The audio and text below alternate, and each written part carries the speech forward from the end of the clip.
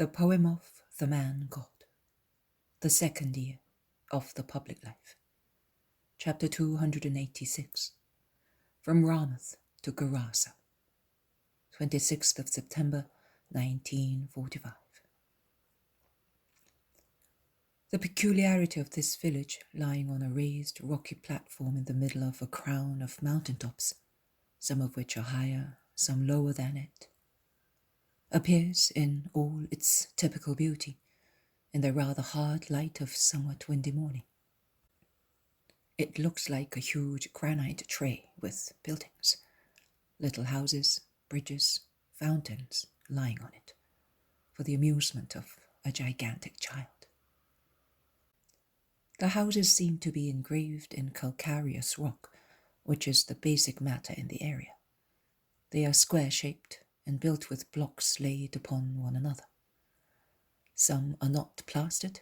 The blocks of some are still in their rough, natural state. They really look like the little houses decorating a Christmas crib built with cubes by a big, clever boy. And around the little village, one can contemplate its fertile country, covered with trees, variously cultivated, so that from above it looks like a carpet of squares, trapezia, triangles, some of which are brown owing to the recently hoed earth, some emerald green, because of the grass grown after autumn rain, some reddish, because of the last leaves of vineyards and orchards, some grey-green, because of poplars or willows, or enamel green, because of oaks and carobs, or bronze green, owing to cypresses and conifers. Beautiful, really beautiful. And one can see roads which, like ribbons parting from a knot, run from the village to the remote plain, or towards the high mountains, and dive under woods, or divide with a grey line the green meadows or brown ploughed fields. And there is a pleasant stream of water, which is silvery beyond the village towards its spring, and blue fading to jade on the other side, where it flows down to the valley between gorges and slopes, and it appears and disappears playfully, and it grows stronger and stronger, and bluer, as its water increases, thus preventing the reeds and grass, which have grown in its bed during the draughty months, from tinging its green, and it thus reflects the sky, after burying the stalks in its deep water. The sky is unreal blue, a precious scale of deep enamel blue, without the least impure flaw in its wonderful texture. And the caravan sets off again, with the women still on horseback, because, as the merchant says, the road is very difficult after the village, and it is necessary to walk fast in order to get to Gerasa before night. They are all muffled up, and they proceed swiftly, as they are well rested, along a road which climbs up through wonderful woods, skimming the highest slopes of a solitary mountain, which rises like a huge block, resting on the shoulders of the other mountains under it. A real giant, as one can see in the highest parts of our Apennines. "Galad," says the merchant, pointing at it. He has remained near Jesus, who is leading the Virgin's little mule, holding its reins. And the merchant adds, "After this, the road is much better. Have you ever been here?" "No, never. I wanted to come here in springtime, but I was rejected at Galgala." "You rejected? How dreadful!" Jesus looks at him and is silent. The merchant has taken Marciam up on his saddle, as the boy with his short leg was finding it difficult to keep up with the quick pace of the horses. And Peter is well aware that it is a quick pace. He is plodding along with all his might, imitated by the others, but he is always outdistanced by the caravan.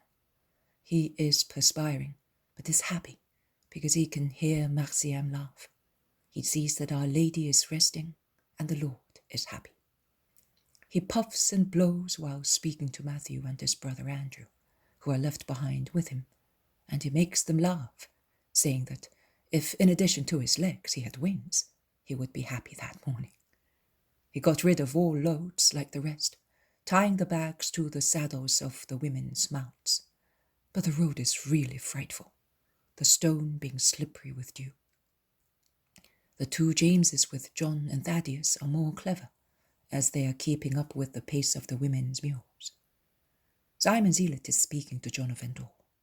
Timonius and Amastius are also leading mules. At last, the worst of the road is over, and an entirely different scenery is displayed to their amazed eyes. The Jordan Valley has definitely disappeared. To the east, one's eyes rove over an imposingly wide tableland, where only a ripple of hills attempt to rise in order to interrupt the evenness of the landscape. I would never have thought there could be any such thing in Palestine. It seems that after the rocky storm of mountains, the storm itself has calmed down and become petrified in a huge billow, which has been left hanging between the bottom level and the sky, with only one remembrance of its original fury in the tiny lines of hills, the foam of the crests solidified here and there, whilst the water of the billow has spread out over a wonderful and magnificent plain surface. And one reaches this bright, peaceful area through a last gorge, as wild as the abyss between two clashing billows, the last two waves of a sea storm, in the depths of which there is a fresh foaming torrent flowing westwards coming from the east, in a tormented, enraged way, between rocks and waterfalls, in dire contrast with the remote peace of the huge tableland. The road will be good now. If you don't mind, I will give the order to stop, says the merchant. I am being guided by you, man. You know that. They all dismount and spread out along the slopes in search of wood to cook the food, and of water for their tired feet and parched throats. The animals, once relieved of their loads, graze the thick grass or go down to the limpid torrent to water. The smell of resins and roast meat rises from the little fires lit to cook some lambs. The apostles have lit a fire of their own on which they heat some salt fish after washing it in the cool water from the torrent. But the merchant sees them, and he comes, bringing a little skinned lamb, or a little kid, whichever it may be, and makes them accept it. And Peter gets ready to roast it after stuffing it with fresh mint. The meal is soon prepared and is soon over, and under the perpendicular midday sunshine, they resume marching along a better road, which follows the torrent northeastwards in a wonderfully fertile and well-cultivated area, rich in sheep and swineherds, which run away grunting before the caravan. That walled town is Gerasa, my lord. A town with a great future. It is now developing, and I don't think I am wrong in saying that it will soon be competing with Joppa, Ashkelon, with Tyre and many more towns in beauty, trade, and wealth. The Romans have realized its importance on this road, which from the Red Sea, that is from Egypt, goes to the Euxine Sea through Damascus. And they are helping the Gerasenes to build. They are sharp-sighted and have a good nose. For the time being, it only has a very good trade. But later, it will be beautiful and rich. A little Rome, with temples, piscinae, circuses, thermal baths. I only traded with them, but now I have bought much ground to build emporia, which I will sell later at a high price, and perhaps I will build a real gentleman's house there, where I can stay in my old days, when Balthazar, Nabor, Felix, and Sidmia will be able to look after and manage respectively the emporia at Sinope, Tyre, Joppa, and Alexandria on the mouth of the Nile. In the meantime, the other 3 boys will grow up, and I will give them the emporia at Gerasa, Ashkelon, and perhaps at Jerusalem. And the rich and beautiful girls will be sought after, and they will make very good matches and give me many grandchildren. The merchant has golden and rosy daydreams for the future. Jesus asks him calmly. And then the merchant rouses himself, looks at him perplexedly, and then says, And then? That is all. Then death will come. It is sad, but that is it. And you will leave all business, your emporia, your affections? My lord, I would not like to, but as I was born, I must also die, and I shall have to leave everything. And he heaves such a long sigh as to push the caravan forward with it. But who told you that once you are dead, you leave everything? Who? The facts of life. Once you are dead, that is all. You have no hands, no eyes, no ears. You are not only hands, eyes, and ears. I am a man, I know. I have other things, but they all end with death. It is like the setting of the sun. Its setting destroys it. But dawn creates it once more. Or rather, it presents it again. You are a man.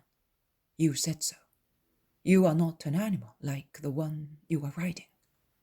An animal, once it is dead, is really finished. Not you. You have a soul. Do you not know? Do you not even know that anymore? The merchant hears the sad reproach, a sad but kind reproach, and he lowers his head, whispering, I still know that. So, do you not know that the soul survives? I know. Well then, do you not know that it still has an activity in the next life? A holy activity, if it is holy. A wicked one, if it is wicked. And it has its sentiments. Oh, it has them indeed. Loving ones, if it is holy. Hateful ones, if it is damned. Hateful against whom? Against the causes of its damnation. In your case, your business, the emporia, your exclusively human affections. Loving affections for whom? For the same things. And what blessings can a soul bring upon its children and their activity when it is in the peace of the Lord? The man is pensive. He says, It is late. I am old now. And he stops his mule. Jesus smiles and replies, I will not force you. I advise you. And he turns round to look at the apostles, who in the halt before entering the town are helping the women to dismount and are picking up the bags. The caravan sets out again and soon enters the busy town through the gate watched over by towers. The merchant goes back to Jesus. Do you want to remain with me? If you do not drive me away, why should I not want to? Because of what I said to you. I must make you the Holy One sick. Oh, no. I have come for people like you, whom I love, because you are the most needy. You do not know me as yet, but I am the love who passes by, begging for love. So you do not hate me? I love you.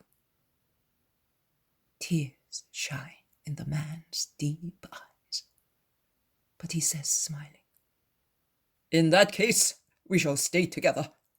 I am stopping at Gerasa on business for 3 days. I leave the mules here and take camels. I have a caravan stage in the major halting places, and a servant looks after the animals I leave in each place. And what will you do? I will evangelize on the Sabbath. I would have left you if you had not stopped, because the Sabbath is sacred to the Lord. The man knits his brows, is pensive, and with some difficulty he agrees. Of course, it is true. It is sacred to the God of Israel. It is sacred. It is, indeed. He looks at Jesus. If you allow me, I will consecrate it to you. To God, not to his servant. To God and to you, by listening to you. I will do my business today and tomorrow morning, and then I will listen to you. Are you coming to the hotel now?